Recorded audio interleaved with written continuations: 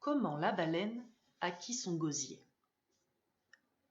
Il était une fois, ô ma mieux aimée, il était une fois, dans la mer, une baleine qui mangeait les poissons.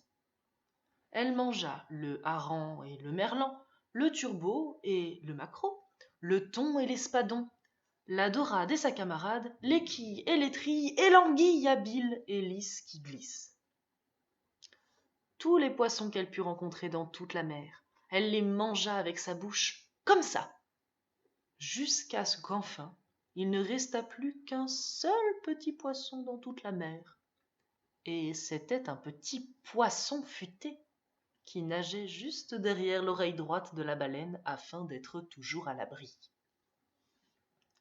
Alors, la baleine se dressa sur sa queue et dit « J'ai faim !»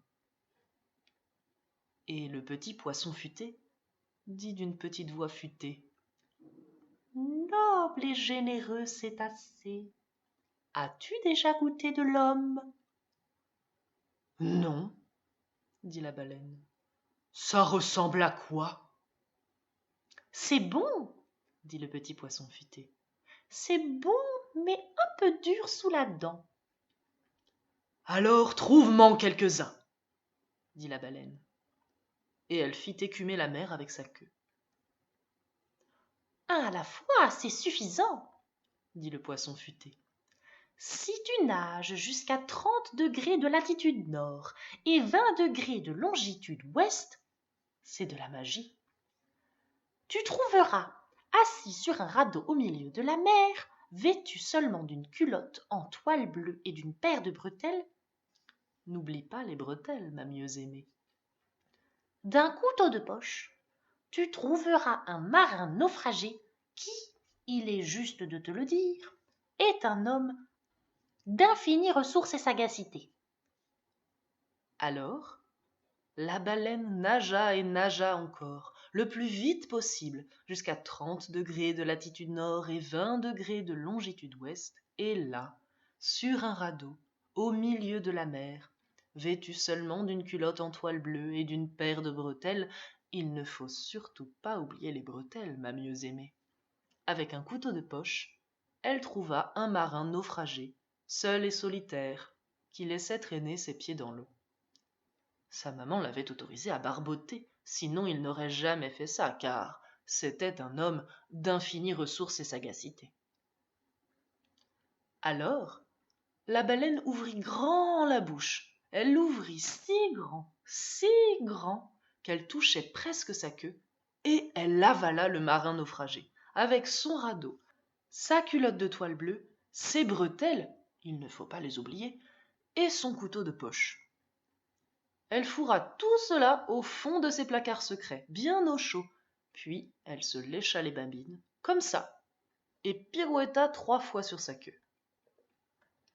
Mais dès que le marin, qui était un homme d'infinies ressources et sagacité, se retrouva pour de bon au fond des chauds placards de la baleine, dans le noir, il se mit à taper et frapper, à bondir et mugir, à sauter et chahuter, à choir et s'asseoir, à sautiller et brailler, à cogner et grogner, à mordre et à tordre, à courir et rugir, à boitiller et batailler, et à danser des matelotes là où il n'eût pas fallu, si bien que la baleine n'était pas du tout heureuse. Tu n'as pas oublié les bretelles ? Alors, elle dit au poisson futé. Cet homme est vraiment dur sous la dent, et de plus, il me donne le hoquet. Que dois-je faire ? Demande-lui de sortir, dit le poisson futé. Sur quoi la baleine cria dans son propre gosier au marin naufragé. Sortez et tenez-vous correctement, j'ai le hoquet. Non, non, dit le marin, il n'en est pas question. Ramène-moi sur ma terre natale, les blanches falaises d'Albion. Ensuite nous verrons. Sur ce, il se remit à danser de plus belle. Mieux vaut le ramener chez lui, dit le poisson futé à la baleine. J'aurais dû te prévenir que c'était un homme d'infinies ressources et sagacité. et la baleine de nager, nager, nager encore des 2 nageoires et de la queue, aussi fort qu'elle put malgré son hoquet, et enfin elle aperçut la terre natale du marin, les blanches falaises d'Albion. Et elle remonta la moitié de la plage.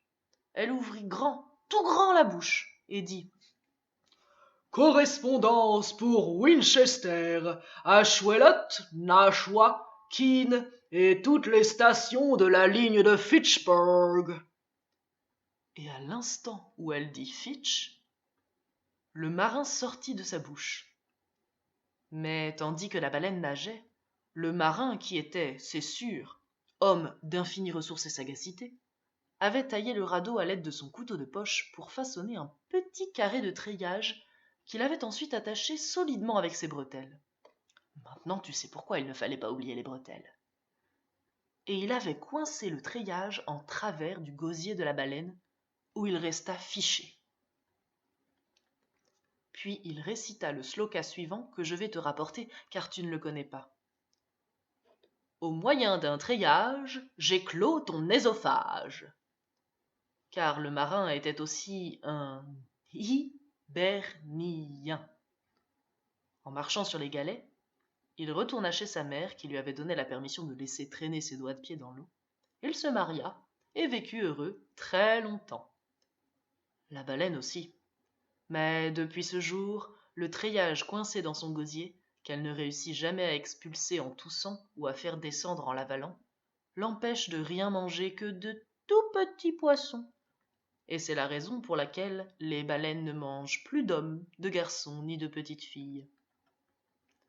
Le petit poisson futé alla se cacher dans la vase sous le pas des portes de l'équateur. Il craignait que la baleine ne fût en colère contre lui. Le marin revint chez lui avec son couteau de poche. Il portait sa culotte de toile bleue en débarquant sur les galets. Les bretelles, vois-tu, il avait dû les abandonner pour maintenir le treillage. Et c'est la fin de cette histoire-là. Quand la cabine a ses hublots, noirs et verts, car la mer au dehors acte ses flots, quand entre 2 flops le bateau chaloupe, que le bosco choit dans la soupe, et que la cambuse à glisser s'amuse, que Nounou gît sur le plancher tel un caillou, que maman prie de la laisser dormir son sou, et que tu n'es ni réveillé, ni vécu, ni débarbouillé, tout cela, voyons, c'est un test, que tu vogues 20 nord 30 ouest.